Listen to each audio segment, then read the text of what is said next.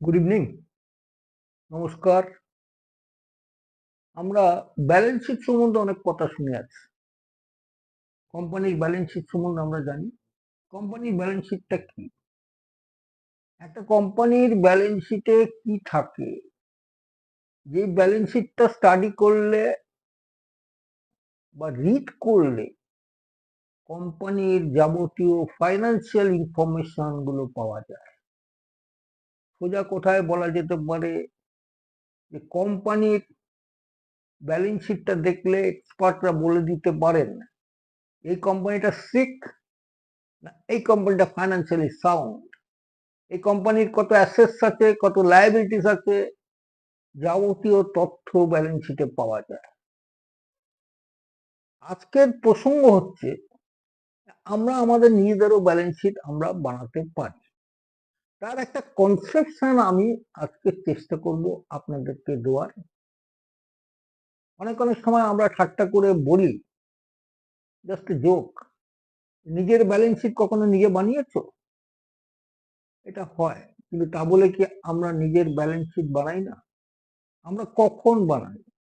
যখন আমাদের income tax return দেওয়ার প্রয়োজন হয়, অথবা আপনি ধরুন ব্যাংকের কাছে গেলেন, আপনার একটা ফ্ল্যাট পারচেস করবেন তার লোন নেওয়ার জন্য। ব্যাংক প্রথমেই আপনাকে কি বলবে?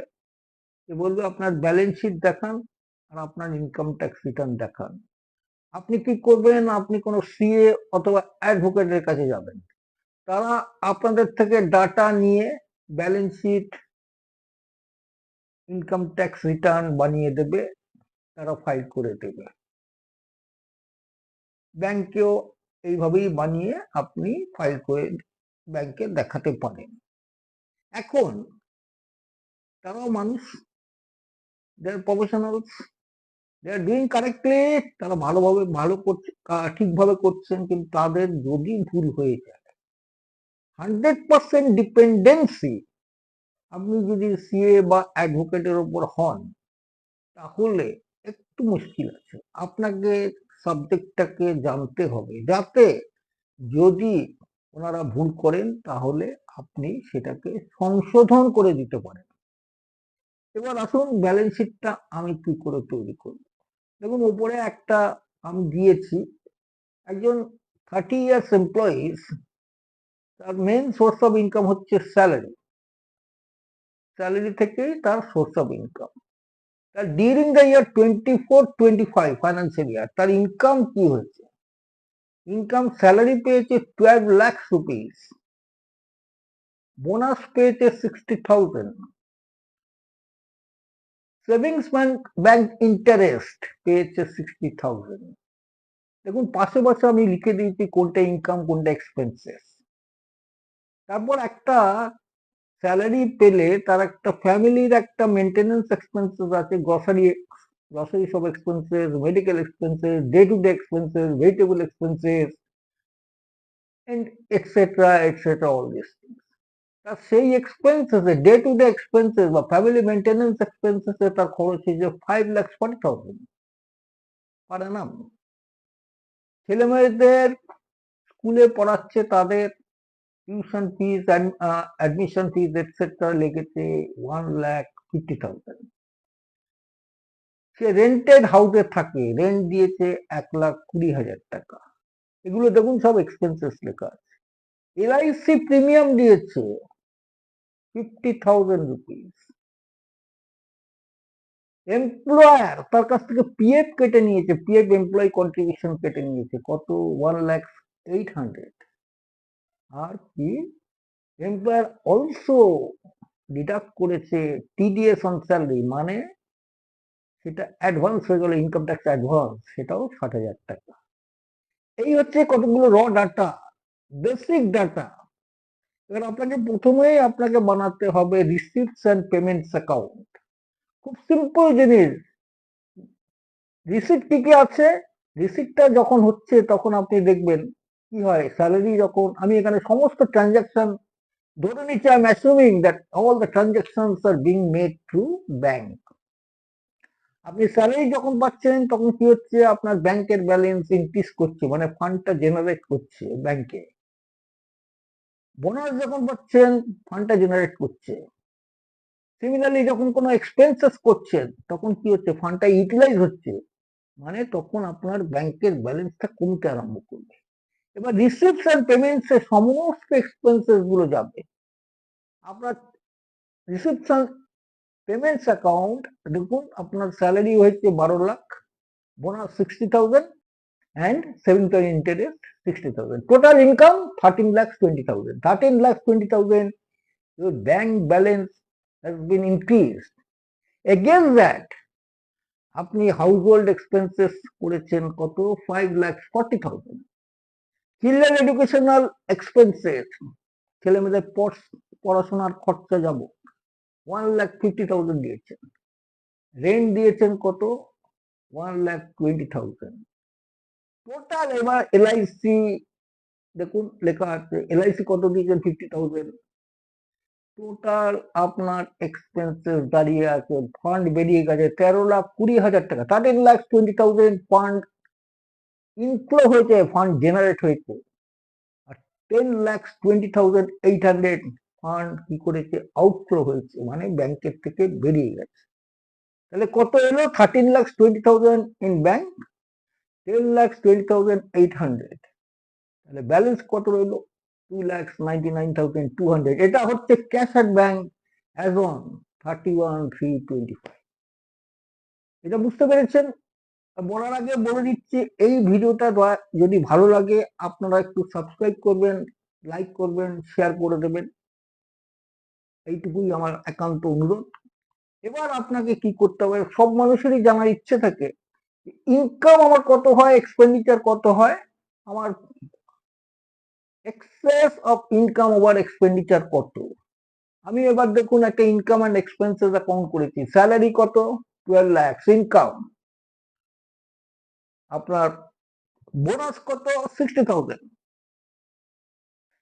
কত, সেভিংস ব্যাংক ইন্টারেস্ট 60,000, এটা ইনকাম। 13,20,000 is income. এক্সপেন্সেসটা দেখুন, household expenses 5,40,000, children educational expenses 1,50,000, আর রেন্ট পেড 1,20,000। এটা হচ্ছে এক্সপেন্সেস। এটা ইনকাম অ্যান্ড এক্সপেন্সেসে যাবে। তাহলে কত হলো, আপনার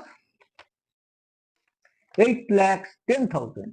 total income 13,20,000 minus total expenses কত, 8,10,000। তাহলে এক্সেস অফ ইনকাম আর এক্সপেন্ডিচার কত, দেখুন ইনকাম বেশি আছে, এক্সপেন্সেস কম আছে। 5,10,200 is your income, excess of income over expenditure. এটা বোঝা গেল।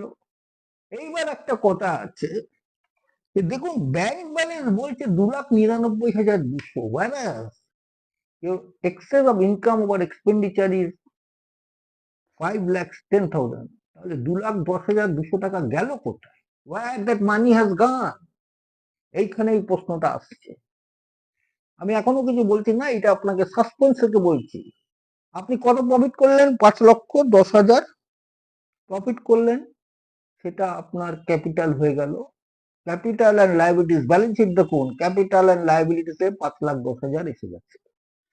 আর দেখুন যে 2,10,200 যেটা ক্যাশ ব্যালেন্সের সঙ্গে প্রফিটে যে ডিফারেন্স, বাদ বাকি টাকাটা আপনাদের মনে সন্দেহ হচ্ছে কোথায় গেছে। আপনি এলআইসি দিয়েছেন 50,000 টাকা। এলআইসিটা কি, আপনার লাইফটাকে সিকিউর করে, protection of your life for your self and your family. এই টাকাটা আপনি কখন পাবেন, যখন ম্যাচুরিটি হবে।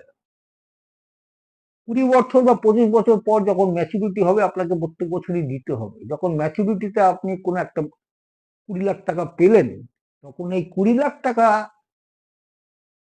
কি ট্রিটমেন্ট হবে আমি বলে দিচ্ছি। একবার আপনি প্রভিডেন্ট ফান্ড এমপ্লয়ি কন্ট্রিবিউশন দেখুন, এটা আপনার, এটাও এমপ্লয়ার কেটে রাখে ফ্যামিলি সিকিউরিটি, আপনার সিকিউরিটির জন্য। রিটায়ারমেন্টের পর আপনি এই টাকাটা পাবেন। আর একটা কি করেছে, যে টিডিএস অন স্যালারি কেটেছে 60,000 টাকা, এটা আপনি কখন পাবেন? when you get refund of the wrong, if you have to submit income tax return. After submitting income tax return, income tax department কি করবে? আপনার অ্যাসেসমেন্ট করবে, অ্যাসেসমেন্ট করার পর আপনাকে 60,000 ফেরত দিয়ে দেবে।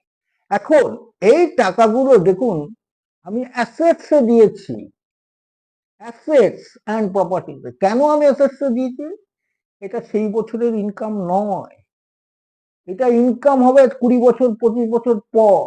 এটা লং টার্ম এক্সপেন্ডিচার, এটা ফিউচার বেনিফিটের জন্য করা হয়েছে। সোজা কথা বাংলা ভাষায় যাকে বলা হয় আপনি ইনভেস্টমেন্ট করে দিয়েছেন। এখন দেখুন LIC 50,000 50,000,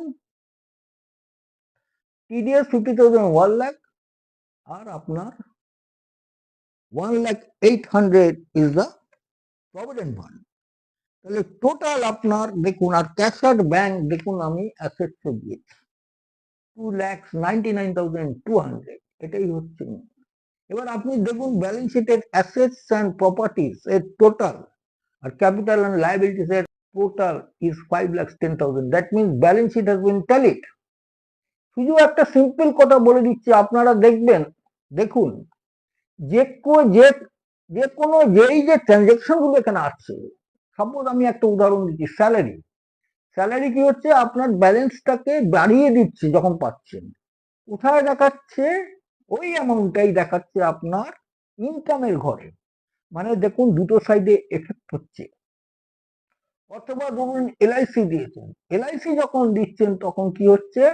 আপনার bank account is being reduced, মানে ব্যাংক অ্যাকাউন্ট কমে যাচ্ছে, ওখান থেকে টাকা পেবে, ওখানে কমে গেল, আর এখানে এসে দেখুন অ্যাসেটসে দাঁড়িয়ে গেল। এটা লং টার্ম এক্সপেন্ডিচার বলে, এর বেনিফিট আপনি নির্দিষ্ট সময়সীমার পর পাবেন। এটাই হচ্ছে ব্যালেন্স শিটের মজা। এখন এই ব্যালেন্স শিটটা বানিয়ে ফেলেছেন, এবার কি করতে পারে আপনি বলতে পারেন? এবার আপনি দেখুন ব্যালেন্স শিটে কেউ যদি বলে যে ব্যালেন্স শিটটা কি বলছে ওনার ব্যালেন্স শিটে, it is sound or it is sick. আমার নিজস্ব ব্যক্তিগত অভিমত,